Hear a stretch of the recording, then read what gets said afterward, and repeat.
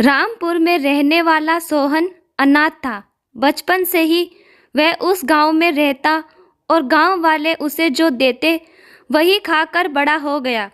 उसके माँ बाप बचपन में ही गुजर गए। सोहन स्वभाव से बड़ा ही दयालु था। उसे जो कुछ भी रूखा सूखा खाने को मिलता उसके 4 हिस्से करता। एक हिस्सा एक चूहे को देता, दूसरा हिस्सा एक बिल्ली को, तीसरा हिस्सा एक तोते को और बचा हुआ एक हिस्सा वह खुद खा लेता। इस तरह सोहन बड़ा हो चला था। एक दिन गांव में एक सेठ सोहन से कहता है, अरे कब तक तू इस तरह दूसरों के अपना गुजर बसर नहीं करता? क्या काम करूं सेठ जी, मुझे तो कोई काम आता ही नहीं है। काम किसी को नहीं आता, बस सीखना पड़ता है और तुझे भी काम सीखना चाहिए। सारा दिन चूहे बिल्ली और तोतों के बीच में बैठे रहता। ना तो मेरे माँ बाप है, ना भाई बहन और ना ही कोई रिश्तेदार। मुझे कौन सिखाएगा?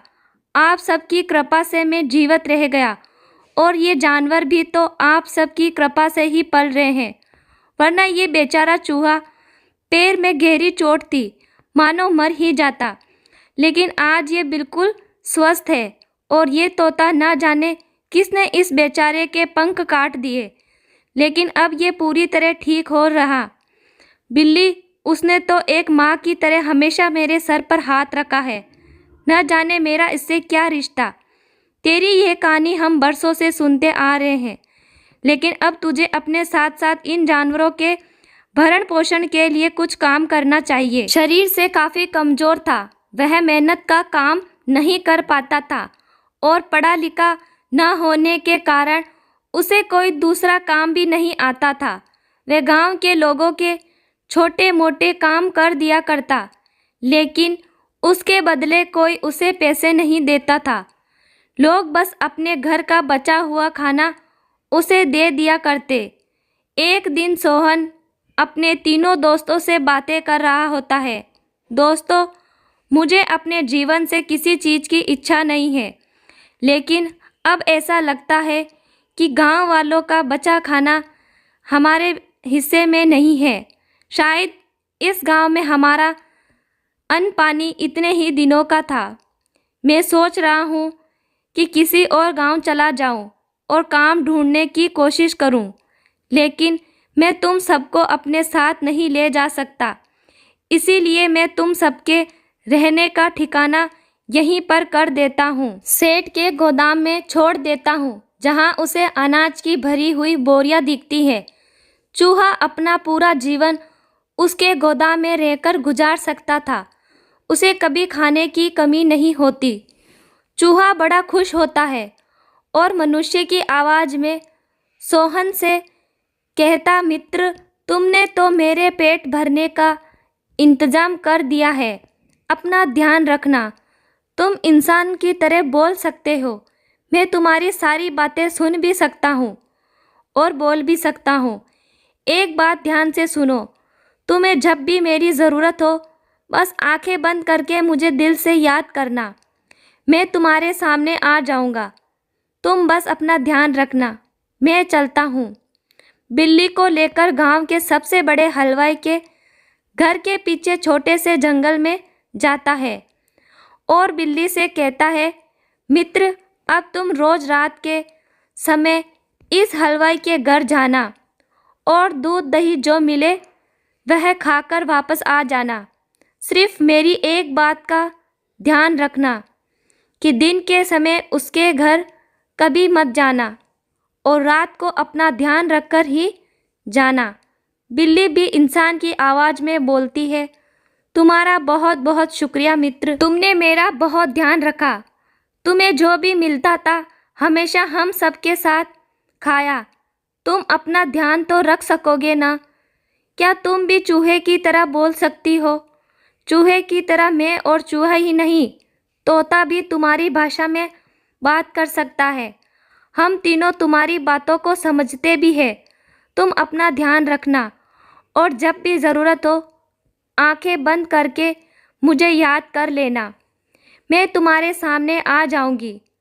सोहन बिल्ली से विदा लेता है और तोते को लेकर नदी के पास जाता है। चूहा और बिल्ली की तरह तुम भी बोल सकते हो और मेरी हर बात समझते भी हो, इसीलिए तुम अपना ध्यान रखना, शिकारी से बचकर रहना।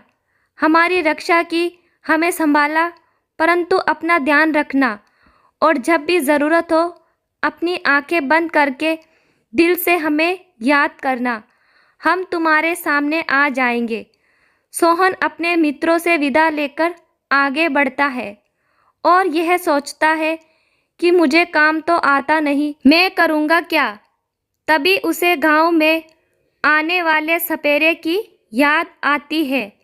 वह सपेरों के पास जाता है और उससे कहता है, यहाँ कुछ काम दे सकते हो तुम? क्या काम कर सकते हो? मेरा काम तो बड़ा जोखिम का है, इसे सीखने में बहुत समय लगता है। सांपों को पकड़ना, उनके जहरीले दांत निकालना बड़ा मुश्किल काम है, इसमें जान भी जा सकती है। बिना भोजन के भी तो जान जा ही सकती है। ठीक है, अगर तुम यही चाहते हो तो तुम मेरे साथ रह सकते हो। कुछ समय तक सोहन सपेरों के साथ रहता है और काम सीखने की कोशिश करता है, लेकिन अपने दया भाव की वजह से उसे सांपों को जंगल से पकड़ कर लाना और उनके दांत निकालकर उन्हें कैद करना बिल्कुल पसंद नहीं आ रहा था। एक दिन वह अकेला ही सांप पकड़ने जंगल में जाता है और एक सांप को पकड़ भी लेता है। तभी उसके मन में दया भाव जागृत होती है और वह सब सांपों को वापस जंगल में छोड़ देता है। तभी सांप बोल पड़ता है, मैं बहुत बूढ़ा हो चुका हूँ, अगर तुम मुझे यहाँ छोड़ कर जाओगे तो इस जंगल के जानवर मुझे खा लेंगे, क्योंकि मैं अब भाग भी नहीं सकता। क्या तुम भी इंसानों की तरह बोल सकते हो? मैं तुम्हारी तरह बोल सकता हूँ, लेकिन मैं तुम्हें कहाँ पर छोड़ूँ जहाँ तुम सुरक्षित रहोगे? तुम ही मुझे कोई ऐसी जगह बता दो, तुम मुझे लेकर जंगल में पूर्व दिशा की ओर चलो। सोहन उस सांप को लेकर जंगल की पूर्व दिशा की ओर बढ़ता है और तभी उसे एक गुफा दिखाई देती है, जिसे देखकर सांप सोहन से कहता है, और इस गुफा के पास छोड़ दो और मेरी पूंछ को कस कर पकड़ना। अब ठीक है, और उसकी सांप को गुफा के पास छोड़ देता है और उसकी पूंछ को कसकर पकड़ लेता है। सांप की पूंछ के सहारे वह गुफा के अंदर जा सकता है और कुछ देर के बाद वह एक अनोखी दुनिया में पहुंच जाता है, जहां बहुत सुंदर फूल, पेड़, झरने, नदी, सब कुछ बहुत सुंदर था। वहीं पास में एक बहुत बड़ा सुंदर महल भी था। सांप अपनी केचुली छोड़ता है और एक सुंदर से राजकुमार के रूप में सोहन के सामने खड़ा हो जाता है। तुम कौन हो और तुमने अपना रूप कैसे बदला? मैं एक इच्छाधारी सर्प हूँ और इस सर्प नगरी का मंत्री भी। तुम मेरे साथ इस महल के अंदर चलो। अंदर जाता है जहाँ पर सर्पराज विराजमान होते हैं। महाराज की जय हो। महाराज, आज तो मैं बहुत बुरी तरह फंस गया था। वह तो शुक्र है इस युवक का, जिसने सही समय पर अपने दिल की बात सुनी और मुझे आज़ाद कर दिया, वरना मैं किसी सपेरों के पिटारे की शोभा होता। तुम्हारा बहुत बहुत शुक्रिया युवक। आज तुमने हमारे मंत्री की रक्षा करके हमारा दिल जीत लिया। अब मैं तो बस अपने दिल की बात सुनी। महाराज के बदले कुछ समय हमें मेहमान नवाजी का मौका दो और हमारे इस सर्पलोक में रहो। अब जैसी आपकी आज्ञा। सोहन कुछ समय तक सिर्फ सर्पलोक में ही रहता है। सर्पराज सोहन की बोलचाल और उसके स्वभाव से बहुत प्रभावित होता है और मन ही मन अपनी इकलौती पुत्री का विवाह उससे करने की ठान लेते हैं। इस विषय में वह अपने मंत्रियों से सलाह करते हैं और उन सब की सहमति के बाद उसे सोहन से बात करके अपनी पुत्री और सोहन की शादी कर देते हैं। सर्पराज की पुत्री बहुत ही सुंदर थी। उसके बाल सुनहरे और लंबे थे। जो एक बार देख लेता वह जीवन भर उसके रूप और केश को भूल नहीं पाता था। विवाह के बाद दोनों सर्पलोक में ही खुशी से रहते हैं। एक दिन सोहन सर्प कुमारी नागमणि से कहता है, नागमणि, अब हमें यहाँ से चलना चाहिए और मुझे हम दोनों के लिए नया घर भी बनाना है। ठीक है। और जब वे आपको जाने की आज्ञा दे दे और आपसे कुछ मांगने को कहे तो आप पहले उनसे ये वादा ले लीजिएगा कि वे आपके द्वारा मांगी गई वस्तु आपको दे दे। आप उनके गले में पड़ी हुई मोतियों की माला मांगना। ठीक है। सोहन सर्पराज के पास जाता है और नागमणि को साथ लेकर वहाँ से जाने की आज्ञा मांगता है। अगर तुम्हें यही उचित लगता है तो मैं तुम्हें नहीं रोकूंगा। मैं तुम्हें अपने जीवन की सबसे बहुमूल्य चीज़ अपनी पुत्री नागमणि दे दी, परंतु फिर भी मैं चाहता हूँ कि तुम जाने से पहले मुझे कुछ उपहार स्वरूप ले लो। ठीक है। अगर आप चाहते हैं तो मैं आपसे ज़रूर मांग लूँगा, परंतु आपको मुझसे वादा करना होगा कि आप मुझे वह वस्तु अवश्य देंगे जो मैं आपसे मांगूंगा। मैं तुमसे वादा करता हूँ। बताओ तुम्हें क्या चाहिए? मुझे आपके गले की मोतियों की माला बहुत अच्छी लगती है। अब क्या आप मुझे उपहार स्वरूप ये दे सकते हैं? बिल्कुल दे सकता हूँ। सर्पराज अपने गले में पड़ी हुई मोतियों की माला निकालकर सोहन को दे देते हैं। सोहन और नागमणि पिता से विदा लेकर सर्पलोक से बाहर पृथ्वीलोक पर आ जाते हैं। पृथ्वीलोक पर आने के बाद नागमणि सोहन से कहती है, अब हम कहाँ जाएंगे? आपके पास तो कोई घर भी नहीं और हमारे लिए एक बहुत सुंदर घर बनाऊंगा। आपको कुछ करने की ज़रूरत नहीं है। आप मुझे पिताजी की दी मोतियों की माला दे दीजिए। सोहन मोतियों की माला नागमणि को देता है। नागमणि मोतियों की माला पर जल का छिड़काव करती है और हाथ जोड़कर विनती करती है कि अमूल्य माला, आप मेरे और मेरे पति के लिए एक बहुत सुंदर सा महल बना दीजिए और हर सुख सुविधा से पूरी तरह से वे संपूर्ण हो जाए, किसी चीज़ की कोई कमी ना हो। नागमणि की प्रार्थना करते ही वहाँ पर एक बहुत सुंदर सा महल बन जाता है जहाँ सब कुछ होता है। नागमणि और सोहन उस महल में खुशी खुशी रहते हैं। एकदम नागमणि अपने महल की खिड़की पर खड़ी होकर अपने बालों को सुखा रही होती है। तभी उसके कुछ बाल टूटकर महल के पास बह रही नदी में चले जाते हैं और उन बालों को एक मछली निगल जाती है। मछुआरे नदी में मछलियाँ पकड़ रहे होते हैं और वह मछली भी उनके जाल में फंस जाती है। मछुआरे मछलियों को पास के राज्य के राजा से पास उपहार स्वरूप भेंट कर देते हैं और उपहार स्वरूप हम आपको ये भेंट करना चाहते हैं, हम तुम्हारा उपहार स्वीकार करते हैं। आज हम भोजन में यही खाना पसंद करेंगे। आदेश पर रसोइया उन मछलियों को काटकर पकाने की तैयारी कर रहा होता है। तभी एक मछली के पेट से उसे नागमणि के सोने के बाल मिलते हैं, जिसे ले जाकर महाराज के सामने प्रस्तुत करते हैं। महाराज, मछली के पेट से सोने के बाल मिले हैं।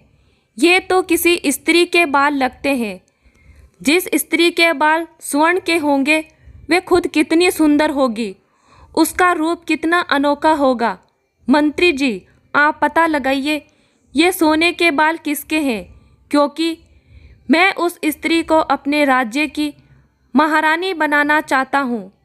जैसी आज्ञा हो महाराज। कि तभी महाराज के सामने एक स्त्री आती है और वह महाराज से कहती है, महाराज, सोने के बाल तो सर्पलोक की राजकुमारी के हैं और वह तो सर्पलोक में रहती है। वह पृथ्वी लोक पर कैसे आ सकती है? महाराज, आप मुझे 100 मोहरें और 10 सैनिक दे दीजिए। मैं बहुत जल्दी इसके बारे में पता लगाकर आपके पास वापस आती हूँ।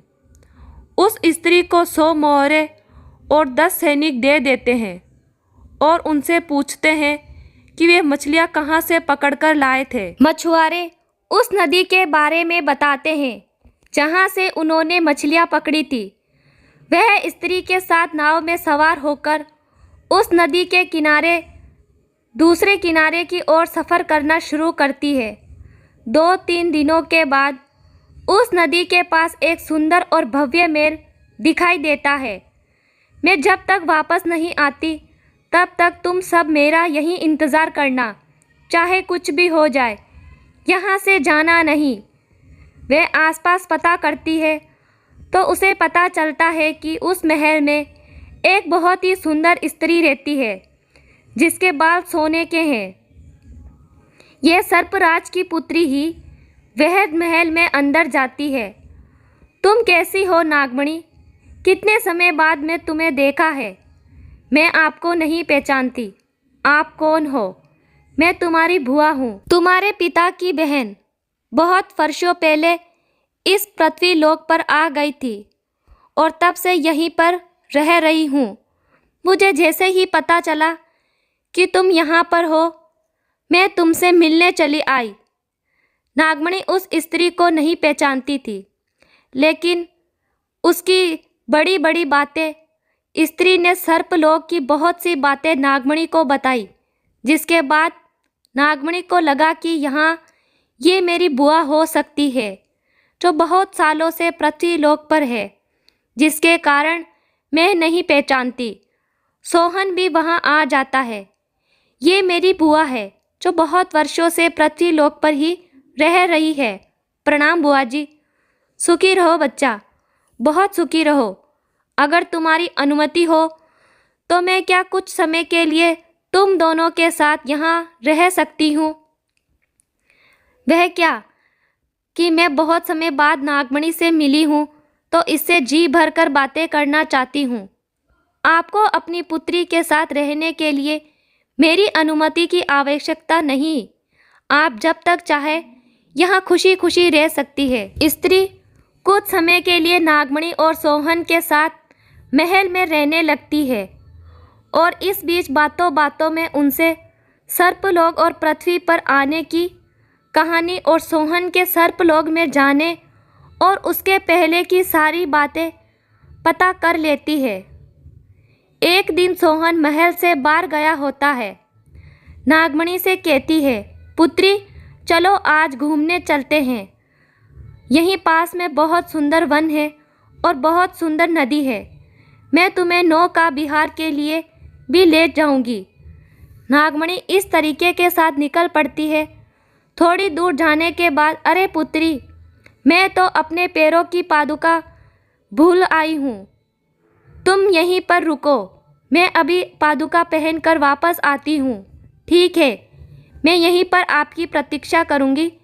स्त्री महल में वापस जाती है और मोतियों की माला चुरा कर अपनी चरण पादुका पहनकर वापस नागमणि के पास आ जाती है।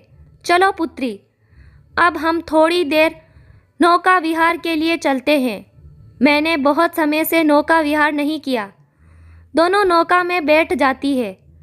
वो बड़ी स्त्री अपने साथ आए हुए सैनिकों को इशारा कर देती है और वह नौका को तेजी से नदी के दूसरे तट की ओर ले जाने लगते हैं।